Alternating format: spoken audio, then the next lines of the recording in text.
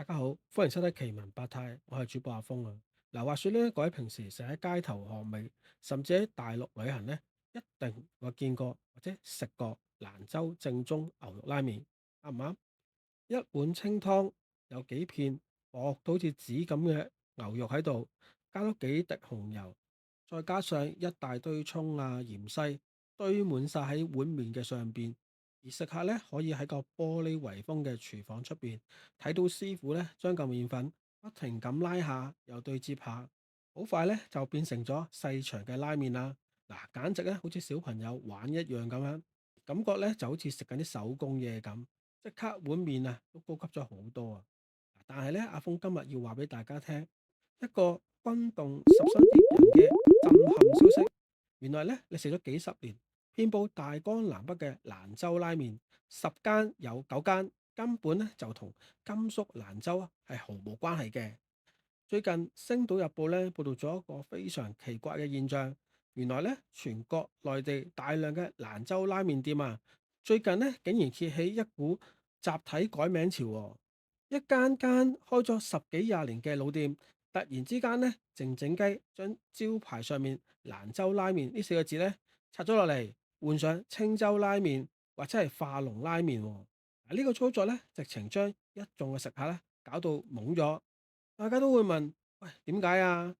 唔通蘭州拉麵得罪咗海關，定係甘肅人要收翻呢個咁嘅商標權呢？真相一竅咧，嗱，簡直令到人咧係接受唔到添。原來咧呢個係一個長達40年、涉及幾十萬人、價值幾百億嘅美食界集體借名奇蹟喎。嗱，故事咧係由上世紀1980年代開始講起啦。當時咧喺中國青海省咧海東市化龍回族自治縣啦，係一個窮到發慌嘅國家級貧窮縣啊。當地咧山多地少，農民咧真係靠天食天㗎啦。咁啊經濟咧真係差到飛起嘅。咁喺1988年咧，化龍縣有幾位農民真係實在真係窮到頂唔順啦，決定咧幾個一齊出去搏一搏。咁佢哋咧嚟到廣東嘅廣州啦，咁啊想開間麵館咧，諗住嚟揾餐晏仔食下嘅。咁但係當時咧，因為青海呢個地方咧，喺南方人心目中咧，喂，簡直係比外星人啊仲要陌生。如果掛住青州拉麵呢個招牌咧，大家可能咧以為佢係賣海鮮啦，定係賣青蛙咁樣。嗱，咁村民咧突然間諗起啦，隔離甘肅嘅蘭州牛肉麵咧，喺呢個西北都少有名氣嘅，不如我哋就借用啦蘭州拉麵呢個名嚟做宣傳啦。結果呢一借咧就借咗一個商業帝國出嚟啦。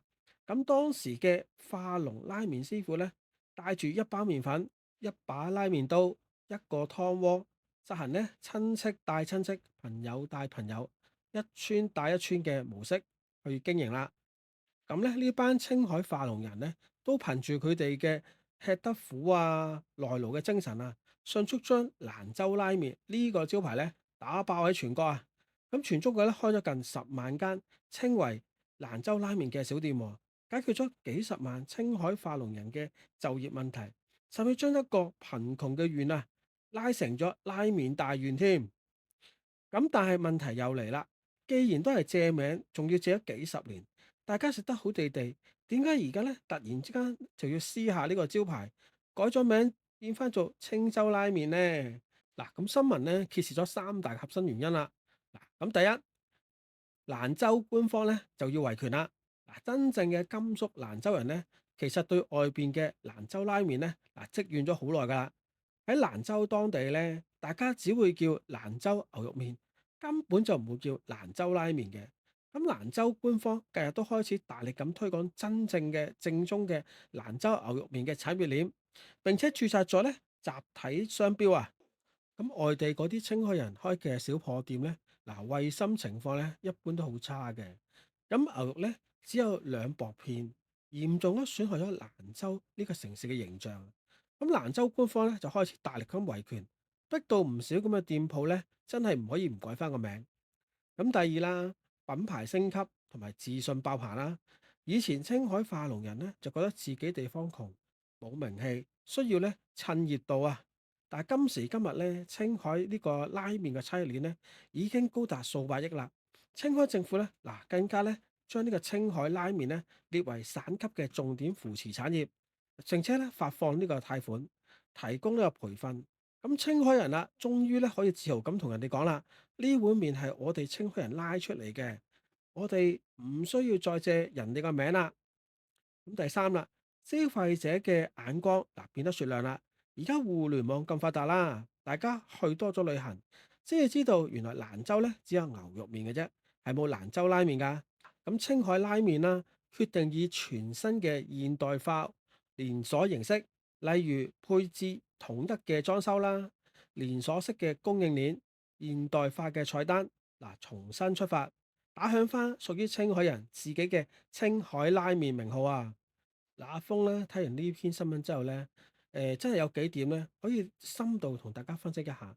呢個咧絕對唔係單一碗麵嘅故事，簡直係中國改革以嚟咧最精彩嘅商業傳奇之一啊！第一，山寨山到極致，反而造就咗一個全新嘅產業。大家諗下，青海發農人當時係借蘭州呢個名。但係咧，如果呢件事放喺今日咧，係叫咩咧？就係叫侵權或者係山寨。